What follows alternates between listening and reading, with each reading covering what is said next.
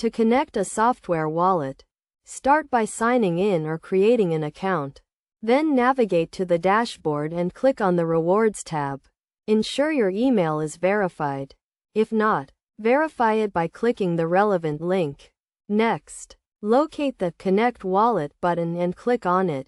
But first, make sure you have the software wallet extension installed and an account set up within it. Upon clicking Connect Wallet, your software wallet should be automatically detected.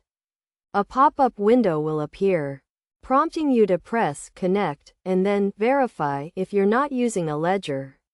You can keep the relevant option disabled.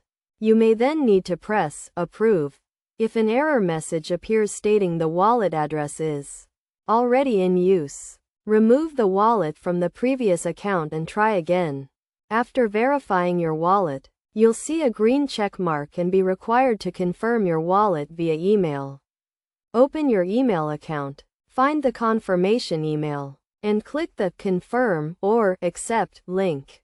Once you've completed these steps, your wallet will be successfully confirmed, and you can begin using it together with the software.